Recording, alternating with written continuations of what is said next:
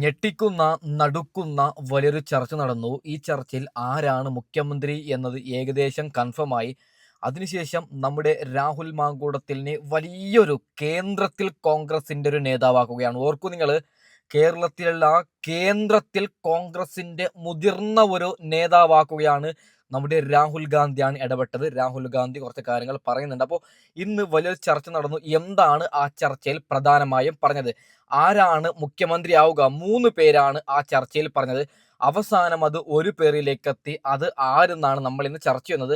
ആദ്യം പിന്നെ ഒരു കാര്യം കൂടി പറയുകയാണ്. നമ്മുടെ രാഹുൽ മാങ്കൂട്ടത്തിലിനെ കാണാൻ വേണ്ടി ജനസാഗരമാണ് പാലക്കാടിലേക്ക്. 5 മിനിറ്റ് കിടന്നുറങ്ങാൻ പോലും നമ്മുടെ രാഹുലിന് പറ്റുന്നില്ല. അത്രയും ജനങ്ങളാണ് നമ്മുടെ രാഹുലിനെ കാണാനെത്തുന്നത്. ഇതൊക്കെ കണ്ടിട്ടാണ് നമ്മുടെ രാഹുലിന് കേന്ദ്രത്തിൽ വലിയൊരു സ്ഥാനം കൊടുക്കാൻ തീരുമാനിച്ചത്. പിന്നെ ഒരു കാര്യം കൂടി പറയുകയാണ്, രാഹുലിന് ഇക്കുറി പാലക്കാടിൽ സീറ്റ് കൊടുക്കൂല. അതിന്റെ കാരണം ഇന്നലെ റിണി വന്ന് പറയുകയാണ്. റിണി ഇന്നലെ പറയുകയാണ്, രാഹുലിന് സീറ്റ് കൊടുത്താൽ 4മതൊരു പെൺകുട്ടിയെ ഞാൻ കളത്തിലിറക്കും.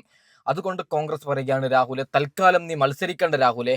കാരണം റിണി എന്ന വൃത്തികെട്ടവൾ 4മതൊരു കേസ് കൊണ്ടുവന്നാൽ ഇപ്പോൾ പിണറായി വിജയൻ കാണിക്കുന്ന വൃത്തികേടും പിണറായി വിജയൻ കാണിക്കുന്ന തെമ്മാടിത്തരവും പിണറായി വിജയന്റെ ഈ ഭരണമുണ്ടല്ലോ, എന്ത് പറയുന്ന ദുർഭരണം, അത് ജനങ്ങളിലേക്ക് ഞങ്ങൾക്ക് വിളിച്ചു പറയാൻ സാധിക്കൂല. മീഡിയാസിൽ അരുൺകുമാറിന്റെ നേതൃത്വത്തിൽ രാഹുലിന്റെ വാർത്ത മാത്രമായിരിക്കും.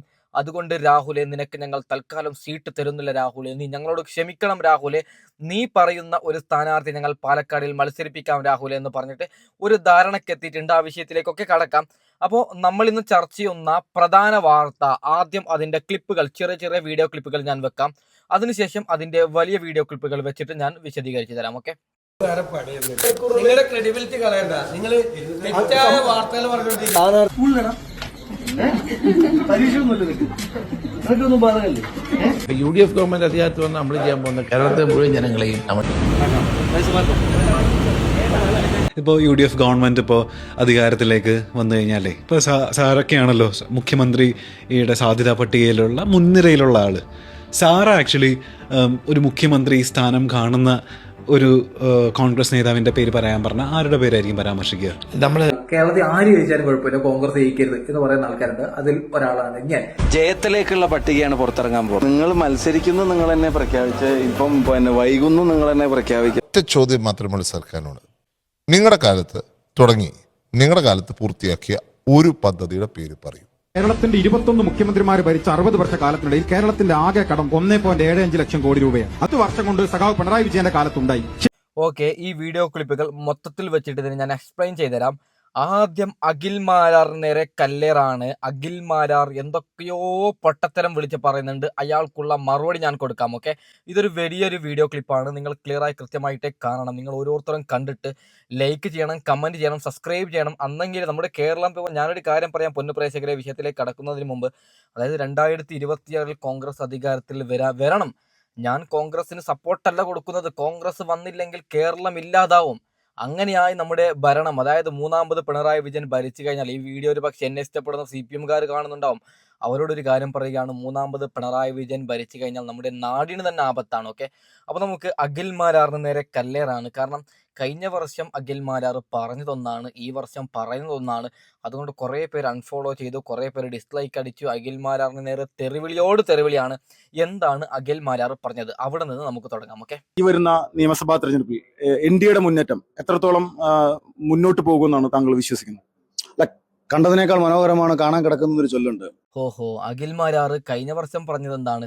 BJP വർഗീയവാദികളാണ്, അവരെ നമ്മൾ നിലനിൽക്കാൻ വിടരുത് എന്നൊക്കെ പറഞ്ഞ അഖിൽ മാരാർ ഇപ്പം ഇങ്ങനെ പറയുകയാണ്. നാണമുണ്ടോ? ഒരു സ്റ്റാൻഡിൽ നിൽക്കണം. അത് BJPക്ക് സപ്പോർട്ടായാലും കോൺഗ്രസിനായാലും CPM-നായാലും 5 മിനിറ്റിനൊരിക്കൽ നിലപാട് മാറ്റുന്ന അഖിൽ മാരാർക്കെതിരെ കല്ലല്ല ചീഞ്ഞ മുട്ടയാണ് എറിയേണ്ടതെന്ന് ഞാൻ പറയാം. ഓക്കെ, ബാക്കിയും കൂടി കേട്ടു. പലരും ചിന്തിച്ചതിനെക്കാട്ടിയും വലിയ അത്ഭുതം ഈ നാട്ടിൽ സംഭവിക്കണം. അങ്ങനെ ചിന്തിക്കാൻ ശേഷിയുള്ള ഒരു നാടാണ് നമ്മുടെ നാട്. ഇവിടെ BJP അല്ലെങ്കിൽ 2020 ഇവർ ഒരുമിക്കുന്ന സമയത്ത് ഈ നാട്ടിൽ വരാൻ പോകുന്ന മാറ്റങ്ങൾ എത്രത്തോളം മികച്ചതാണെന്ന് കാണാൻ 2020യുടെ കാഴ്ചപ്പാടും രാജീവ് ചന്ദ്രശേഖറിലൂടെ BJP മുന്നോട്ട് വയ്ക്കുന്ന കാഴ്ചപ്പാടും ജനം തിരിച്ചറിയണം. നിനക്ക് നാണമുണ്ടോടാ മാരാറെ? സത്യം പറഞ്ഞാൽ ഒരു കാര്യം, ഇപ്പൊ അഖിൽ മാരാറല്ല, സാക്ഷാൽ ബിഗ് ബോസിന്റെ എല്ലാ കണ്ടസ്റ്റന്റ് BJPയിൽ പോയി മത്സരിച്ചാലും പൊന്നു പ്രേക്ഷകരെ ഉള്ളതാണ്. കേരളം എന്തെന്ന് മനസ്സിലാക്കിയ ഒരാൾ എന്ന നിലയിൽ പറയുകയാണ്, BJPക്ക് 1 സീറ്റോ 2 സീറ്റോ അത് കിട്ടുന്നുണ്ടെങ്കിൽ ഈ പറയുന്ന മാരാറിനോ ഡോക്ടർ റോബിനോ അല്ല കിട്ടുന്നുണ്ടെങ്കിൽ ഒന്നെങ്കിൽ കെ സുരേന്ദ്രൻ മഞ്ചേശ്വരത്ത് ജയിക്കും. പിന്നീട് മറ്റേ ഈ തിരുവനന്തപുരത്ത് ഒരു സീറ്റ് കിട്ടിയാൽ കിട്ടി. അല്ലാതെ മാരാറിനെല്ലാം ഇതൊന്ന് പഞ്ചായത്ത് ഇലക്ഷനാണ്. കോമഡി പറയല്ലേ മാരാറെ. ഓക്കെ, ബാക്കിയും കൂടി കേട്ട് നോക്കാം. BJPയുടെ ലക്ഷ്യം വികസനമാണെന്നും ഈ നാടിന്റെ മുന്നേറ്റമാണെന്നും എന്താണോ BJP ഉദ്ദേശിക്കുന്നത്, BJP 2020 പോലത്തെ ഒരു രാഷ്ട്രീയ പ്രസ്ഥാനത്തിനാണ് ഒപ്പം ചേർത്തത്. അല്ലാതെ അവർക്ക് മറ്റെന്തെങ്കിലും ഒരു പ്ലാൻ അവിടെ ഉണ്ടെന്നുണ്ടെങ്കിൽ വികസനം മാത്രം പറയുന്ന ഒരു ക്രിസ്ത്യാനി നയിക്കുന്ന ഒരു രാഷ്ട്രീയ പ്രസ്ഥാനത്തെ കൂടെ ചേർക്കേണ്ട കാര്യമുണ്ടോ? ഇല്ല. എടാ പൊന്നുമോനെ, നിന്നോടൊരു കാര്യം പറയാം. ഇവിടെ ക്രിസ്മസ് ആഘോഷിക്കുമ്പോൾ കല്ലെറിഞ്ഞത് ക്രിസ്ത്യാനികൾ, അതായത് പാവപ്പെട്ട ക്രിസ്ത്യാനികൾ ക്രിസ്മസ് ആഘോഷിക്കുമ്പോൾ ഒരു വിഭാഗം ഹൈന്ദവരല്ല, RSSന്റെ മതം മതം മതം മതം അതായത് മതത്തിന്റെ പേരിൽ വോട്ട് പിടിക്കുന്ന ഒരു വിഭാഗം പാവപ്പെട്ട ക്രിസ്ത്യൻ പള്ളിക്ക് നേരെ കല്ലെറിഞ്ഞില്ലേ? അതാര്? BJPയുടെ നേതാക്കളാണ്, RSSന്റെ നേതാക്കളാണ്. അഖിൽമാരാറെ, ഞങ്ങളുടെ കേരളത്തിൽ ഇവിടെ കൃഷ്ണൻ എന്നാണ്, വിൻസെന്റ് എന്നാണ്, മുഹമ്മദ് എന്നാണ്. ഞങ്ങൾക്ക് ഇവിടെ വർഗീയതയില്ല. വർഗീയത കാണിക്കുന്ന ഈ പറയുന്ന ഏത് SDPI ആയാലും RSS ആയാലും ഞങ്ങൾ സപ്പോർട്ട് കൊടുക്കൂല. ഞങ്ങൾ വർഗീയതയൊന്നുമില്ലാത്ത മതേതര പാർട്ടിയായ കോൺഗ്രസിനാണ് സപ്പോർട്ട് കൊടുക്കുന്നത്. ഓക്കെ, ബാക്കിയും കൂടി കേട്ട് നോക്കാം. അവരുടെ അതായത് BJPക്കെതിരെ വരുന്ന ആക്ഷേപങ്ങൾ വെച്ച് നോക്കിക്കഴിഞ്ഞാൽ ഈ രീതിയിലൊരു ആളെയാണോ നമ്മൾ കൂടെ കൂട്ടേണ്ടത്? അല്ല. അതേസമയം കോൺഗ്രസ് ആരെയോ, മതേതരത്വം പറയുന്ന കോൺഗ്രസ് ആരെയോ കൂടെ കൂട്ടുന്നത്? പോപ്പുലർ ഫ്രണ്ടിനെയും ജമാഅത്ത് ഇസ്ലാമിയുമാണ് അവർ കൂടെ കൂട്ടുന്നത്. വർഗീയത പറയുന്ന BJP കൂടെ കൂട്ടിയേക്കുന്നത്, വികസനം പറയുന്ന 2020 അതിന്റെ തലപ്പത്തിരിക്കുന്ന ക്രിസ്ത്യാനിയും ഏറ്റവും കൂടുതൽ വോട്ട് ചെയ്യുന്ന ക്രിസ്ത്യാനികളും. ഇവിടെ ആർക്കും ഏതിലേക്ക് വേണമെങ്കിലും വോട്ടിടാനുള്ള അവകാശമുണ്ട്. അവൻ ഏതായിക്കൊള്ളട്ടെ, RSSകാരനായിക്കൊള്ളട്ടെ, ജമാഅത്ത് ഇസ്ലാമി ആയിക്കോട്ടെ, SDPIക്കാരനായിക്കൊള്ളട്ടെ, ആരുമായിക്കൊള്ളട്ടെ, അവന്റെ ഐഡന്റിറ്റി കാർഡ് ഉണ്ട്, അവനൊരു പൗരനാണ്, അവൻ ഇഷ്ടമുള്ളവർക്ക് അവൻ വോട്ടിടും. അതല്ലേ അതിന്റെ ഒരു റിയാലിറ്റി. ഓക്കെ, ബാക്കിയും കൂടി കേട്ട് നോക്കാം. അപ്പം BJPയുടെ കാഴ്ചപ്പാട് മതേതരത്വത്തിലൂടെ വികസനമാണ്. അതാണ് ഞാൻ മനസ്സിലാക്കുന്നത്. മറ്റവരതല്ല. അവർ കപട മതേതരത്വം പറയുകയും അവർ വർഗീയ കക്ഷികളെ ഒപ്പം ചേർക്കുകയാണ് ചെയ്യുന്നത്. അപ്പോൾ തീർച്ചയായിട്ടും നാട്ടിൽ മാറ്റം ഉണ്ടാവണമെന്ന് ജനം കൂടെ ആഗ്രഹിക്കുന്ന കഴിഞ്ഞാൽ നമ്മൾ ചിന്തിക്കുന്നതിൽ വലിയ ചേഞ്ചസ് ഈ വരുന്ന തെരഞ്ഞെടുപ്പിൽ സംഭവിക്കും. ഒന്ന് പോയി പണി നോക്കടാ. ഇവൻ്റെ വലിയ സ്വപ്നത്തിൽ പോലും നടക്കാത്ത കാര്യമാണ് BJP അധികാരത്തിൽ വരുന്നത്. ഒരു ഡോക്ടർ റോബിൻ ഉണ്ടല്ലോ, അവൻ പറയുന്നത് വിജയിച്ചു കഴിഞ്ഞാൽ അവനെ മുഖ്യമന്ത്രി ആക്കണമെന്നാണ്. BJPക്ക് ഒരു 100 സീറ്റ് കിട്ടുമെന്നാണ്. ഇവറ്റകളുടെ വിവരം എങ്ങോട്ട് പോയി എന്ന് എനിക്കറിയില്ല. അപ്പോൾ നമ്മൾ ബാക്കി വിഷയത്തിലേക്കൊക്കെ കടക്കാം. അതിനു മുമ്പ് നമ്മുടെ രാഹുൽ ഗാന്ധിയെ തെറി വിളിച്ചുകൊണ്ടൊരു സംഘി പയ്യൻ രംഗത്ത് വന്നിട്ടുണ്ട്. പാവപ്പെട്ട പയ്യനാണ്, അതായത് റിച്ചിന് വേണ്ടിയിട്ടാണ് ചെയ്യുന്നതെന്ന് തോന്നുന്നുണ്ട്. ഞാൻ അന്വേഷിച്ചപ്പോൾ ഒരു പൈസ ഒന്നും ഇല്ലാത്ത വളരെ വളരെ പാവപ്പെട്ട ഫാമിലിയിൽ നിന്ന് വന്നൊരു പയ്യനാണ്. എങ്ങനെയെങ്കിലും റിച്ച് നേടണം, അതുകൊണ്ട് രാഹുൽ ഗാന്ധിയെ തെറി വിളിച്ചിട്ട് രംഗത്ത് വന്നിട്ടുണ്ട്. അവൻ എന്തായാലും അർഹിക്കുന്ന ഒരു മറുപടിയും കൂടി കൊടുക്കാം. ഓക്കെ, കേരളത്തിൽ ആര് ജയിച്ചാലും കുഴപ്പമില്ല, കോൺഗ്രസ് ജയിക്കരുത് എന്ന് പറയുന്ന ആൾക്കാരുണ്ട്. അതിൽ ഒരാളാണ് ഞാൻ. രാഹുൽ ഗാന്ധി നേതൃത്വം നൽകുന്ന കോൺഗ്രസ് എന്ന പാർട്ടി കേരളത്തിൽ അധികാരത്തിൽ വരുന്നത് അപകടമാണ്. അപകടമോ? എന്താടാ, നീ എവിടെയാണ്? മലയാളിയാണോ? വളരെ വളരെ കഷ്ടം. ഓക്കെ, ബാക്കിയും കൂടി കേട്ട് നോക്കാം. ഇന്ത്യയിലെ ഏറ്റവും വലിയൊരു വർഗീയ പാർട്ടിയാണ് കോൺഗ്രസ്. ഇന്ത്യയിലെ ഏറ്റവും വലിയ ഏകാധിപത്യ പാർട്ടിയാണ് കോൺഗ്രസ്. ഇന്ത്യയിൽ അടിയന്തരാവസ്ഥ പ്രഖ്യാപിച്ച പാർട്ടിയാണ് കോൺഗ്രസ്. ഇന്ത്യയിലെ കുടുംബാധിപത്യ പാർട്ടിയാണ് കോൺഗ്രസ്. ആർക്കും ഡൗട്ടൊന്നും ഇല്ലല്ലോ ഇവൻ പറഞ്ഞതിൽ. ഇങ്ങനെ ഒരു പൊട്ടത്തരം മനുഷ്യന്മാർക്ക് പറയാൻ പറ്റുന്നുണ്ടോ? എന്താണല്ലേ, വർഗീയതയുള്ള പാർട്ടിയാണ് കോൺഗ്രസ് ആണത്രേ. BJP നരേന്ദ്രമോദി നല്ല മനുഷ്യനാണ്, അദ്ദേഹത്തിന് വർഗീയത ഒന്നുമില്ല. ഇവിടെ വർഗീയത കലക്കുന്ന രാഹുൽ ഗാന്ധിയാണ്. നമ്മളൊക്കെ വിശ്വസിച്ചല്ലോ. ഇത്രയും പൊട്ടന്മാർ മലയാളികളായിട്ട് ജീവിച്ചിരിപ്പുണ്ടല്ലോ എന്ന് വിചാരിക്കുമ്പോൾ എനിക്ക് പേഴ്സണൽ ടെൻഷൻ ഉണ്ട്. ഓക്കെ, ബാക്കിയും കൂടി കേട്ട് നോക്കാം. ഈ പാർട്ടി കേരളത്തിൽ അധികാരത്തിൽ വരണോ വേണ്ടയോ എന്ന് നമ്മൾ ഓരോരുത്തരും തീരുമാനിക്കുക. ഈ രാജ്യത്ത് പച്ചയ്ക്ക് ജാതി പറയുന്ന ഒരു നേതാവുണ്ട്. ആ നേതാവിന്റെ പേര് രാഹുൽ ഗാന്ധിയാണ്. രാഹുൽ ഗാന്ധിയാണോ? നരേന്ദ്രമോദി എന്നല്ല ജാതി പറയുന്ന, അതായത് മറ്റേ ഇലക്ഷൻ വരുമ്പോൾ ബീഫ് നിരോധിക്കണമെന്നൊക്കെ പറയുന്നത് രാഹുൽ ഗാന്ധിയാണ്, മോദി അല്ല. ഓക്കെ, ബാക്കിയും കൂടി കേട്ട് നോക്കാം. അതായത് ഡിവൈഡ് ചെയ്യാം, ഹിന്ദുസിനെ ഡിവൈഡ് ചെയ്ത് രാഷ്ട്രീയ നേട്ടം ഉണ്ടാക്കാൻ നോക്കുന്ന ഒരു നേതാവ് ഇന്ന് ഇന്ത്യയിൽ ഒരേ ഒരാളേ ഉള്ളൂ, അത് രാഹുൽ ഗാന്ധിയാണ്. ആനോടാ കുട്ടാ, നാണവും മാനവും ഇല്ലാത്തവൻ റിച്ചിന് വേണ്ടിയിട്ട് ചെയ്യുന്ന ഒരു പരിപാടി. ഞാനിവൻ പാവപ്പെട്ട ഫാമിലിയിൽ നിന്നുള്ളവനായതുകൊണ്ടാണ് ഇത്ര നോർമലായി മറുപടി കൊടുക്കുന്നത്. റിച്ചിന് വേണ്ടിയിട്ടാണ്, കഞ്ഞുടിക്കാൻ വേറെ വഴിയില്ലാത്തത് കൊണ്ടാണ് ഇവൻ ഇങ്ങനെ ചെയ്യുന്നത്. അതുകൊണ്ടാണ് നോർമലായിട്ട് ഇവന് സത്യം മനസ്സിലാക്കാൻ വേണ്ടിയിട്ട്, അതായത് ഇവൻ്റെ വീഡിയോ കണ്ടിട്ട് ആരെങ്കിലും അത് റിയൽ എന്ന് വിചാരിക്കാതിരിക്കാൻ വേണ്ടിയിട്ടാണ് റിയാക്ട് ചെയ്യുന്നത്. ഓക്കെ, ബാക്കിയും കൂടി കേട്ട് നോക്കാം. പുള്ളിയുടെ ഉദ്ദേശം കൃത്യമായ രീതിയിൽ മനസ്സിലാകേണ്ടവർക്ക് മനസ്സിലാകുന്നുണ്ട്. ഒരു പ്രൈവറ്റ് സ്ഥാപനത്തിൽ പോലും ജാതിപരമായിട്ട് അവിടെ എത്ര ദളിതുണ്ട്, അവിടെ എത്ര ആദിവാസി ഉണ്ട് എന്നൊക്കെ പ്രസംഗിക്കുന്ന ഒരു നേതാവിനെ പരമപുച്ഛത്തോടെയാണ് ഞാൻ കണ്ടുകൊണ്ടിരിക്കുന്നത്. ജാതി പറഞ്ഞു കുത്തിത്തിരിപ്പുണ്ടാക്കുകയാണ് ഈ 2026. അത് നിന്റെ അമിത്ഷയോടും മോദിയോടും പറയണം. മറ്റേ പൗരത്വ നിയമ ഭേദഗതി, മുസ്ലിമായി ജനിച്ചാൽ മറ്റേ നാട് ഓടിക്കുന്നൊക്കെ പറഞ്ഞത് എന്തെന്നാടേ. എടാ പൊട്ട, ഒരു കാര്യം പറയാം, ഇവിടെ 3 ദിവസത്തെ ദുനിയാവാണ്. ഈ വീഡിയോ ഞാൻ അപ്ലോഡ് ചെയ്യുമ്പോൾ എനിക്കറിയില്ല മണ്ട. എന്തിനാണ് വർഗീയത? നിന്റെ അമിത് ഷായും മോദിയുമാണ് ചെയ്യുന്നത്. ഇവൻ പറയുകയാണ് മറ്റേ രാഹുൽ ഗാന്ധിയാണ് അങ്ങനെയൊക്കെ ചെയ്യുന്നത് എന്ന്. നാണമുണ്ട് ഇവന്. നമ്മുടെ രാഹുൽ ഗാന്ധി അധികാരത്തിൽ തിരിച്ചു വന്നു കഴിഞ്ഞാൽ കാശ്മീരിൽ ആർട്ടിക്കിൾ 370 തിരിച്ചു കൊണ്ടുവരും, തീവ്രവാദത്തെ തിരിച്ചു കൊണ്ടുവരും എന്ന് പറയുന്ന പാർട്ടിയെ എങ്ങനെയാണ് നിങ്ങൾ മതേതര പാർട്ടി എന്ന് വിളിക്കുന്നത്? പോയി പണി നോക്കടാ. ഓക്കെ, നമുക്ക് നമ്മുടെ രമേശ് ചെന്നിത്തല കുറച്ച് കാര്യങ്ങൾ പറയുന്നുണ്ട് പൊന്നുപ്രേക്ഷകരെ. അതൊക്കെ കേട്ടതിന് ശേഷമാണ് ഇന്ന് നടന്ന ചർച്ചയിൽ പ്രധാനമായി നടന്ന എല്ലാ കാര്യവും ഞാൻ വിശദീകരിച്ച് പറയുന്നത്. ഓക്കെ, UDF ഗവൺമെന്റ് അധികാരത്തിൽ വന്ന് നമ്മൾ ചെയ്യാൻ പോകുന്ന കേരളത്തിലെ മുഴുവൻ ജനങ്ങളെയും നമ്മൾ ഇൻഷുർ ചെയ്യും. കാരണം ഈ ലോകത്ത് എവിടെ ചെന്നാലും ഇൻഷുറൻസ് ഉണ്ട്. നമുക്ക് അസുഖം വന്നാൽ മാരകമായ അസുഖങ്ങൾ വന്നാൽ ഒരാൾക്ക് ക്യാൻസർ വന്നു, അവന്റെ കുടുംബം നശിച്ചു, ഇൻഷുറൻസ് ഇല്ല, ഒന്നുമില്ല, അവന്റെ കുടുംബം പോയി, അതോടുകൂടി അവൻ അനാഥമായി, കുടുംബം തകർന്നു പോകും. അത് അമേരിക്കയിലൊക്കെയാണ് 40 വയസ്സ് കഴിഞ്ഞാൽ നമ്മൾ നിർബന്ധപൂർവ്വം ചെക്കപ്പ് ചെയ്യാൻ നടത്തും. എന്താ, ആ കമ്പനിക്ക് നഷ്ടം വരുമല്ലെങ്കിൽ. അതുകൊണ്ട് അവര് കൃത്യമായിട്ട് സമ്പൂർണ്ണ യൂണിവേഴ്സൽ ഇൻഷുറൻസ് സ്കീം UDF അങ്ങനെ നടപ്പാക്കും. സ്വന്തം പോക്കറ്റിൽ നിന്നുള്ള ആളുകളുടെ ചെലവിന്റെ കേരളത്തിലാണ് ഏറ്റവും കൂടുതൽ. അതുണ്ടാകാതെ ഇൻഷുറൻസ് ബേസ്ഡ് ആയിട്ടുള്ള ചികിത്സാ സംവിധാനം ഉണ്ടാക്കാറ്. ഓക്കെ, നല്ല കാര്യമാണ്. കോൺഗ്രസ് അധികാരത്തിൽ വന്നാൽ ഒരു പ്രഖ്യാപനം കൂടി ഞാൻ പറയാം. അതായത് സ്ത്രീകൾക്ക് ഫ്രീ ആയിട്ട് ബസ്സിൽ യാത്ര ചെയ്യാം. ഒട്ടനവധി നിരവധി പെൻഷന് 3000 5000 എന്തോ ആക്കുമെന്നാണ് VD സതീശൻ പറഞ്ഞത്. അപ്പോൾ മാറ്റം അത്യാവശ്യമാണ്. ഓരോരുത്തരും ഇപ്രാവശ്യം കോൺഗ്രസിന് സപ്പോർട്ട് കൊടുക്കണം. നമ്മുടെ കേരളത്തിൽ നമുക്ക് കഞ്ഞി കുടിച്ച് മുന്നേറണമെങ്കിൽ കോൺഗ്രസ് ജയിക്കണം. ഓക്കെ, നമുക്ക് എന്തായാലും ബാക്കിയും കൂടി കേട്ട് നോക്കാം. വേറെ പണിയൊന്നും നിങ്ങളുടെ ക്രെഡിബിലിറ്റി കളയണ്ട. നിങ്ങൾ തെറ്റായ വാർത്തകൾ പറഞ്ഞുകൊണ്ടിരിക്കുക. സ്ഥാനാർത്ഥി പട്ടികയിൽ എല്ലാ പാർട്ടികളും പ്രഖ്യാപിച്ചു, എല്ലാം പ്രഖ്യാപിച്ചു. ഈ കോൺഗ്രസ് വൈകിപ്പിക്കുന്നതിൽ വലിയ ആക്ഷേപം ഉയരുന്നുണ്ട്. പ്രതിപക്ഷ നേതാവ് പറഞ്ഞത് തീയതി പ്രഖ്യാപിച്ചാൽ 24 മണിക്കൂറിനുള്ളിൽ പട്ടിക വരുമെന്നാണ്. എംപിമാർ മത്സരിക്കുന്നതിൽ തീരുമാനമായ കാരണം എംപിമാർ പലരും NLC വായിക്കാൻ തുടങ്ങി, വായിക്കാൻ വേണ്ടി തുടങ്ങി. ഈ തെരഞ്ഞെടുപ്പ് കമ്മീഷൻ തീയതി പ്രഖ്യാപിച്ചാൽ 24 മണിക്കൂറിനുള്ളിൽ അങ്ങ് പട്ടിക പ്രഖ്യാപിക്കുമെന്ന്. വേറെ പണിയൊന്നും മീഡിയാസ് പിണറായി വിജയന്റെ കയ്യിൽ നിന്ന് പൈസ മേടിച്ചിട്ട് എങ്ങനെയെങ്കിലും കുത്തുതിരിപ്പാകാൻ നോക്കുകയാണ് പൊന്നുപ്രേക്ഷകരെ. നിങ്ങൾ ആരും അത് വിശ്വസിക്കല്ലേ. അതായത് കോൺഗ്രസിനുള്ളിൽ ഒരു പ്രശ്നവുമില്ല. ഇവറ്റകൾ വെറുതെ റിപ്പോർട്ടറിന്റെ അരുൺകുമാർ എല്ലാ റിപ്പോർട്ടറിന്റെ പണിക്കാരോട് പറയുകയാണ് കോൺഗ്രസ് അങ്ങനെ കോൺഗ്രസ് ഇങ്ങനെ എന്നല്ല നിങ്ങൾ വാർത്ത കൊടുക്കണം, വെറുതെ അങ്ങ് വാർത്ത കൊടുത്താൽ മതി, വൃത്തികെട്ട തെമ്മാടികൾ.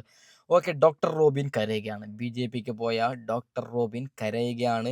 വെയിലത്ത് അവൻ്റെ ഒരു അവസ്ഥ നിങ്ങളൊന്ന് കാണണം. ഓക്കെ, നോക്കൂ, അതായത് എന്ത് നല്ല മനോഹരമായിട്ടുണ്ടായ റോബിനായിരുന്നു, എത്ര ഫാൻസായിരുന്നു ഇവനുള്ളത്. ഇപ്പം പക്കാ ചാണകം. എല്ലാവരും അൺഫോളോ ചെയ്തിട്ട് ഇവൻ എവിടെയെങ്കിലും കണ്ടാൽ ഒറ്റ കിട്ടി കഴിഞ്ഞാൽ മുട്ട കല്ലൊക്കെ എറിയാൻ റെഡി ആയിട്ടുണ്ട് നാട്ടുകാർ. ഇവറ്റകൾക്ക് ഭ്രാന്താണ് സത്യം പറഞ്ഞാൽ. എന്തിനാണ് നമ്മളൊക്കെ ഇഷ്ടപ്പെട്ട ഇവറ്റ അഖിൽമാരാർ റോബിൻ എന്നൊക്കെ എന്തിനാണ് BJP സീറ്റാണ്. ഇവറ്റകൾ വിചാരിച്ചത് ബിഗ് ബോസിൽ വോട്ട് കിട്ടിയതുപോലെ BJPയിൽ പോയാൽ വോട്ട് കിട്ടും. പോയി നോക്കട്ടെ, ആ 8 നിലയിൽ പോറ്റും. അപ്പോൾ നമ്മുടെ രാഹുൽ മാങ്കൂട്ടത്തിലിൻ്റെ ജനസാഗരമാണ്. അതിൻ്റെ ഒരു വീഡിയോ ക്ലിപ്പും കൂടി നിങ്ങളൊന്ന് കാണണം. ഓക്കെ, പരീക്ഷ ഒന്നും പറയല്ലേ,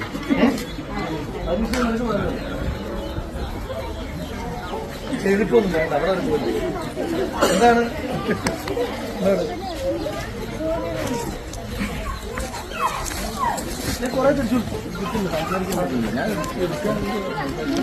അതായത് നമ്മുടെ രാഹുൽ മാങ്കൂട്ടത്തിന് 5 മിനിറ്റ് പോലും മര്യാദയ്ക്ക് കിടന്നുറങ്ങാൻ സമ്മതിക്കുന്നില്ല. അത്രയും ജനസാഗരമാണ് രാഹുലിനെ കാണാൻ വേണ്ടി പാലക്കാടിലേക്ക് ഓടിയെത്തുന്നത്. അടുത്തൊരു വീഡിയോ വരുന്നുണ്ട്. അതായത് നമ്മുടെ രാഹുൽ മാങ്കൂട്ടത്തിൽ ഇപ്പോൾ കിട്ടുന്ന വാർത്ത പിഷാരടിയാണ് പാലക്കാടിൽ മത്സരിക്കുന്ന സ്ഥാനാർത്ഥി. അത് രാഹുൽ തന്നെ പറഞ്ഞിട്ടാണ്. പിഷാരടിയുടെ പേര് നമ്മുടെ രാഹുൽ പറഞ്ഞിട്ട് അവനെ നിർത്തുന്നൊരു വാർത്ത വരുന്നുണ്ട്. അത് ഞാൻ എന്തായാലും ഈ വീഡിയോയിൽ പറയുന്നില്ല, അടുത്ത വീഡിയോയിൽ പറയാം. ഓക്കെ, രമേശ് ചെന്നിത്തല ആരാണ് മുഖ്യമന്ത്രി ആവുക എന്നത് ഒരു 2-3 വീഡിയോ ക്ലിപ്പും കൂടിയുണ്ട്. അത് കഴിഞ്ഞതിന് ശേഷം, അത് വെച്ചതിന് ശേഷം ഞാൻ ബാക്കി വിഷയത്തിലേക്ക് വരാം. ഓക്കെ, ഇപ്പോൾ UDF ഗവൺമെന്റ് ഇപ്പോൾ അധികാരത്തിലേക്ക് വന്നു കഴിഞ്ഞാലേ ഇപ്പോൾ സാറൊക്കെയാണല്ലോ മുഖ്യമന്ത്രിയുടെ സാധ്യതാ പട്ടികയിലുള്ള മുൻനിരയിലുള്ള ആള്. സാറ ആക്ച്വലി ഒരു മുഖ്യമന്ത്രി സ്ഥാനം കാണുന്ന ഒരു കോൺഗ്രസ് നേതാവിൻ്റെ പേര് പറയാൻ പറഞ്ഞാൽ ആരുടെ പേരായിരിക്കും പരാമർശിക്കുക? നമ്മുടെ മുഖ്യമന്ത്രി ആരാകണം എന്നുള്ളത് പാർട്ടിയാണ് തീരുമാനിക്കുന്നത്. ഒന്ന്, അതിന് കഴിവുകളുള്ള ധാരാളം പാർട്ടി നേതാക്കന്മാർ നമ്മുടെ പാർട്ടിയിലുണ്ട്. പക്ഷേ CPM ഒരാളേ ഉള്ളൂ, വേറെ ആളില്ല. അതാണ് ഞങ്ങളും അവരും തമ്മിലുള്ള വ്യത്യാസം. അപ്പം ഞങ്ങളിൽ ആരെ തിരഞ്ഞെടുത്താലും അത് പാർട്ടിയാണ് തീരുമാനിക്കുന്നത്. അത് പാർട്ടിയുടെ പോളിസീസും ഞങ്ങൾ മാനിഫെസ്റ്റോയിലൂടെ പറയുന്ന കാര്യങ്ങൾ ഇംപ്ലിമെൻ്റ് ചെയ്യുക എന്നുള്ളതാണ്. അപ്പോൾ അത് പാർട്ടി തീരുമാനിക്കും. രാഹുൽ ഗാന്ധി തന്നെ പറഞ്ഞിട്ടുണ്ട്, നിങ്ങളിപ്പോൾ ചർച്ച ചെയ്യേണ്ട, അവസാനം ജയിച്ചു കഴിഞ്ഞിട്ട് നമുക്ക് ചർച്ച ചെയ്യാം. ഓക്കെ, സാറിന് ഒരു വ്യക്തിഗതമായിട്ടുള്ളൊരു താല്പര്യമുണ്ടോ ആരോടെങ്കിലും മുഖ്യമന്ത്രി ആയാൽ നന്നായിരിക്കുമെന്ന് തോന്നുന്നത്? അല്ല, ഞാനിപ്പം അങ്ങനെ ഒരാളുടെ പേര് പറയുന്നത് ശരിയല്ല. ഓക്കെ, ഓക്കെ, രമേശ് ചെന്നിത്തല ഇങ്ങനെയാണ് പറയുന്നത്. എന്നാൽ ഇന്ന് നടുക്കുന്നൊരു ചർച്ച നടന്നു. അതിലേക്ക് വരാം. അതിനു മുമ്പ് നമ്മുടെ ചാണ്ടി ഉമ്മൻ കുറച്ച് കാര്യങ്ങൾ പറയുന്നുണ്ട്. അത് നമുക്ക് ജസ്റ്റ് ഒന്ന് കേട്ട് നോക്കാം. ഓക്കെ. മാങ്കൂട്ടത്തിലുമായി ബന്ധപ്പെട്ട് ഉയർന്ന ലൈംഗിക ആരോപണങ്ങൾ കോൺഗ്രസിന് ഈ തെരഞ്ഞെടുപ്പിൽ തിരിച്ചടിയാകുമോ? ഇല്ല, അദ്ദേഹം പാർട്ടിക്കകത്ത് ഇല്ലല്ലോ. പാർട്ടിക്കകത്ത് ഇങ്ങനെ ഇഷ്യൂ വന്നപ്പോൾ തന്നെ അദ്ദേഹം പാർട്ടിയിൽ നിന്ന് അദ്ദേഹത്തെ പുറത്താക്കി, അദ്ദേഹത്തെ മാറ്റി നിർത്തി. ഇതിന്റെ അപ്പുറം ഒരു കോൺഗ്രസ് പാർട്ടിക്ക് എന്ത് ചെയ്യാൻ പറ്റും? ശരിക്കും രാഹുൽ മാങ്കൂട്ടത്തിന്റെ ആ ബാക്ക്ഗ്രൗണ്ട് ആണോ ചാണ്ടി ഉമ്മനെ രാഹുൽ മാങ്കൂട്ടത്തിൽ നിന്ന് അകറ്റിയ ഘടകം? അല്ല, അതും ഇതുമായിട്ടൊന്നും ഞങ്ങൾക്ക് അങ്ങനൊന്നും അതൊന്നും അറിവില്ലല്ലോ. ഇതിനകത്തുള്ള ഞങ്ങൾ പൊളിറ്റിക്കലി 2 സ്റ്റാൻഡ് എടുക്കേണ്ടി വന്നു. പ്രത്യേകിച്ച് എൻ്റെ ഫാദറിൻ്റെ ഡെത്തുമായി ബന്ധപ്പെട്ട് ആ സമയത്ത്, അല്ലെങ്കിൽ ഡെത്തിന് തൊട്ട് മുമ്പ് ചില അഭിപ്രായ വ്യത്യാസങ്ങൾ ഉണ്ടായിരുന്നു. അഭിപ്രായ വ്യത്യാസം വന്നപ്പോൾ അതിൻ്റെതായ ഇഷ്യൂസാണ്, അല്ലാതെ പൊളിറ്റിക്കൽ ഇഷ്യൂസാണ്. അതിൽ ഇതുമായിട്ടൊന്നും കണക്ട് ഇല്ല. അപ്പോൾ ആ ഇഷ്യൂസ് ഉണ്ട് എന്നതൊരു വസ്തുതയാണ്. അല്ല, പൊളിറ്റിക്കൽ ആയിട്ടുള്ള ഇഷ്യൂസ് അത് രാഹുലുമായിട്ട് സ്പെസിഫിക് ആയിട്ടുള്ളതല്ല. രാഹുലുമായിട്ടോ ഷാഫിയായിട്ടോ സ്പെസിഫിക് ആയിട്ടുള്ളതല്ല. അത് എൻ്റെ ഫാദറിനോടൊപ്പം ഉള്ളവരോടുള്ള മൊത്തത്തിലുള്ള ഒരു ഡിഫറൻസ് ഒപ്പീനിയനാണ്. അത് ഈ യൂത്ത് കോൺഗ്രസ് അധ്യക്ഷ തെരഞ്ഞെടുപ്പുമായി ബന്ധപ്പെട്ടുള്ളതാണ്. അത് അതിനു മുമ്പ് തന്നെ അഭിപ്രായ വ്യത്യാസങ്ങൾ തുടങ്ങിയിരുന്നു. ഉമ്മൻചാണ്ടി ആയിരുന്നു ഈ വിഷയത്തിൽ ശരി എന്ന് യൂത്ത് കോൺഗ്രസിന്റെ ഒരു നേതാവ് തന്നെ ഫേസ്ബുക്ക് പോസ്റ്റ് ഇട്ടൊരു സാഹചര്യമുണ്ട്. അദ്ദേഹം എ ഗ്രൂപ്പിന്റെ നോമിനിയായി രാഹുൽ മാങ്കൂട്ടത്തിനെ ആയിരുന്നില്ല നിർദ്ദേശിച്ചത് മറ്റ് JS അഖിലിനെ ആയിരുന്നു. അപ്പോൾ അതിൽ ഉമ്മൻചാണ്ടി ആയിരുന്നു ശരി എന്ന് താങ്കൾ കരുതുന്നു? കമന്റ് ചെയ്യാൻ ഉദ്ദേശിക്കുന്നില്ല. ഓക്കെ, നമ്മുടെ ചാണ്ടി ഉമ്മൻ ഇങ്ങനെയാണ് പറയുന്നത്. പിണറായി വിജയനെ വെല്ലുവിളിച്ചുകൊണ്ട് ഒരു വ്ളോഗർ പിണറായി വിജയൻ കടം അതൊക്കെ, അതായത് കേരളം കടത്തിൽ മുങ്ങുകയാണ്, അതിനെക്കുറിച്ച് ഒരു ചങ്ങായി നല്ലോണം പറഞ്ഞിട്ടുണ്ട്. നിങ്ങൾ അതൊന്ന് കേൾക്കണം. അതിനുശേഷം ബാക്കി വിഷയം നമുക്ക് ചർച്ച ചെയ്യാം. ഓക്കെ. കേരളത്തിന്റെ 21 മുഖ്യമന്ത്രിമാർ ഭരിച്ച 60 വർഷ കാലത്തിനിടയിൽ കേരളത്തിന്റെ ആകെ കടം 1.75 ലക്ഷം കോടി രൂപയാണ്. അത് സഭാരേഖയാണ്, ഞാൻ വെറുതെ പറയല്ല. എന്നാൽ 2014 പിണറായി വിജയൻ ഭരിച്ചു മുതൽ 2025 വരെയുള്ള കണക്ക് RBIയുടെ റിപ്പോർട്ട് പ്രകാരം 4.3 ലക്ഷം കോടി രൂപ എന്ന് വെച്ചാൽ ഇപ്പോൾ അത് ഏകദേശം 5 ലക്ഷം കോടിയുടെ മുകളിലായിട്ടുണ്ടാവും. 60 വർഷക്കാലം കേരളത്തിന്റെ വിവിധ മുഖ്യമന്ത്രിമാർ, 21 മുഖ്യമന്ത്രിമാർ, വിവിധ പാർട്ടിയുടെ മുഖ്യമന്ത്രിമാർ ഭരിച്ചിട്ടുള്ള കേരളത്തിൽ ആകെ ഉണ്ടായിരുന്ന കടബാധ്യതയേക്കാൾ 2 ഇരട്ടി കടബാധ്യത 10 വർഷം കൊണ്ട് സഖാവ് പിണറായി വിജയന്റെ കാലത്തുണ്ടായി. ശരി, അതിനനുസരിച്ചുള്ള വികസനം കേരളത്തിൽ നടന്നു. ഞാൻ ചോദിക്കട്ടെ, ഉമ്മൻചാണ്ടി 5 വർഷക്കാലം മാത്രം നിങ്ങൾ എടുത്തു. വിഴിഞ്ഞം പോർട്ട് പോലത്തെ ഒരു പദ്ധതിയെ ഉമ്മൻചാണ്ടി സാർ മുന്നോട്ട് വെച്ചു. അതുപോലെ പുതിയൊരു പദ്ധതി പിണറായി വിജയൻ മുന്നോട്ട് വെക്കാൻ വേണ്ടി കഴിഞ്ഞു. കൊച്ചി മെട്രോ ഉമ്മൻചാണ്ടിന്റെ കാലത്ത് മുന്നോട്ട് വെച്ചു. കോഴിക്കോട്ടോ തിരുവനന്തപുരത്തോ പുതിയ മെട്രോ നിങ്ങൾക്ക് മുന്നോട്ട് വെക്കാൻ വേണ്ടി കഴിഞ്ഞു. കണ്ണൂർ എയർപോർട്ട് ഉമ്മൻചാണ്ടിന്റെ കാലത്ത് മുന്നോട്ട് വെച്ചു. കേരളത്തിൽ മറ്റെവിടെയെങ്കിലും പുതിയൊരു എയർപോർട്ട് ഉണ്ടാക്കാൻ നിങ്ങൾക്ക് സാധ്യമായി? ആർട്സ് ആൻഡ് സയൻസ് കോളേജ് 36 ഞങ്ങൾ കൊണ്ടുവന്നു. 36 government college, arts and science college government തലത്തിലോ എയ്ഡഡ് തലത്തിലോ കൊണ്ടുവന്നു. ഒരു പുതിയ ഗവൺമെന്റ് കോളേജ് കൊണ്ടുവന്നത് SK സജീഷ് പറയാൻ കഴിയും. ഒരു പുതിയ ഗവൺമെന്റ് കോളേജ് 2 വേണ്ട, 1 വേണ്ട, ഞങ്ങൾ പുതിയ 2 സർവകലാശാലകൾ കൊണ്ടുവന്നു. എന്നാൽ ഒരു പുതിയ സർവകലാശാല, ഡിജിറ്റൽ യൂണിവേഴ്സിറ്റി എന്ന് പറയുന്ന 100-ൽ താഴെ മാത്രം കുട്ടികൾ പഠിക്കുന്ന ഒരു തട്ടിക്കൂട് സർവകലാശാല അല്ലാതെ ഈ 10 വർഷം കൊണ്ട് മുഖ്യധാര സർവകലാശാല കൊണ്ടുവന്നത് നിങ്ങൾക്ക് പറയാൻ വേണ്ടി കഴിയും? നമുക്കറിയാം 140 MLA-മാർ കേരളത്തിലുണ്ട്. MLA-മാരുടെ ആസ്തി വികസന ഫണ്ട് 5 കോടി. അതാണ് നമ്മൾ കാണുന്ന പ്രധാനപ്പെട്ട നിയോജക മണ്ഡലത്തിലൊക്കെ വികസനം എന്ന് പറയുന്നത്. അത് 5 കോടി രൂപയാക്കിയത് ശ്രീമാൻ ഉമ്മൻചാണ്ടിയുടെ കാലത്താണ്. അത് 5 കോടി 1 രൂപയായി വർദ്ധിപ്പിക്കാൻ പിണറായി വിജയന്റെ കാലത്ത് കഴിഞ്ഞിട്ടില്ലല്ലോ. ഇപ്പൊ ഈ അവസാന തിരഞ്ഞെടുപ്പിലേക്ക് പോകുന്നു, 5 കോടി 1 രൂപയെ വർദ്ധിപ്പിക്കപ്പെട്ടിട്ടില്ല. നമുക്കറിയാം +2 സീറ്റ് SK സജീഷ് ഉൾപ്പെടെയുള്ള നമ്മുടെ മലബാറിലെ വലിയ പ്രശ്നമാണ്. അവസാനം അവതരിപ്പിച്ച ഒരു ബജറ്റിൽ പോലും +2 സീറ്റ് പ്രശ്നം പരിഹരിക്കുമെന്ന് പറഞ്ഞ പ്രഖ്യാപനം ഉണ്ടായില്ല. പുതിയ സ്ഥിരം ബാച്ച് കൊടുത്തില്ല. പുതിയ സ്കൂൾ അനുവദിച്ചില്ല. അവസാനം അനുവദിച്ചത് ഉമ്മൻചാണ്ടിന്റെ കാലത്ത്, അവസാനം ബാച്ച് കൊടുത്തത് ഉമ്മൻചാണ്ടിന്റെ കാലത്ത്. അപ്പൊ എന്ത് വികസനം നടത്തി എന്നാണ് നിങ്ങൾ പറയുന്നത്? ഞാൻ പറയുന്നത് EMS മുതൽ ഉമ്മൻചാണ്ടി വരെയുള്ള 21 മുഖ്യമന്ത്രിമാർ ഭരിച്ചിട്ട് ഉണ്ടായ കടത്തിനേക്കാൾ ഇരട്ടിയിലധികം കടം ഉണ്ടാകുമ്പോൾ ആ കടം ജനങ്ങൾക്ക് എന്ത് ഉപകാരപ്രദമായി? അതാണ് ഏറ്റവും പ്രധാനപ്പെട്ട ഒരു കാര്യം. ഓക്കെ, ഇത് കേട്ടിട്ട് LDF-കാർ കരയുന്നു എന്നാണ് കേട്ടത്. അപ്പോൾ നടുക്കുന്ന ഇന്നൊരു ചർച്ച നടന്നു പൊന്നു പ്രേക്ഷകരെ. അതായത് ചർച്ചയിൽ പ്രധാനമായും നമ്മുടെ രാഹുൽ മാങ്കൂട്ടത്തിനോടാണ് നേതാക്കൾ സോറി ചോദിച്ചത്. രാഹുലെ, നിനക്ക് ഋണി എന്ന വൃത്തികെട്ടവൾ കാരണം നിനക്ക് സീറ്റ് തരാൻ സാധിക്കുന്നില്ല രാഹുലെ, നീ ഞങ്ങളോട് ക്ഷമിക്കണം. നിനക്ക് കേന്ദ്രത്തിൽ കോൺഗ്രസിൻ്റെ വലിയൊരു സ്ഥാനം തരാം. അതിനുശേഷം അടുത്ത ഇലക്ഷനിൽ നിന്നൊരു പക്ഷേ മുഖ്യമന്ത്രി സ്ഥാനത്ത് ഞങ്ങൾ മത്സരിപ്പിക്കാമെന്നൊക്കെ പറഞ്ഞിട്ട് നമ്മുടെ രാഹുലിനെ ഞങ്ങൾ സമാധാനിപ്പിച്ചു. അപ്പോൾ രാഹുൽ ഒരു പേര് പറഞ്ഞിട്ടുണ്ട് പാലക്കാടിൽ, ആരാണ് മുഖ്യമന്ത്രി എന്ന്. അതിൻ്റെ വീഡിയോ ഞാൻ അടുത്ത വീഡിയോയിൽ പറയാം. അപ്പോൾ ഇപ്പോൾ നിലവിൽ മുഖ്യമന്ത്രിയാവാൻ യോഗ്യൻ രമേശ് ചെന്നിത്തല എന്നാണ് പറയുന്നത്. VD സതീശനല്ല, VD സതീശൻ ജനപിന്തുണയില്ല, അതുകൊണ്ടാണ്. ഓക്കെ, അപ്പോൾ തൽക്കാലം വൈൻഡപ്പ് ചെയ്യുകയാണ്. അടുത്ത വീഡിയോയുമായി ഉടൻ വരാം. Okay, by.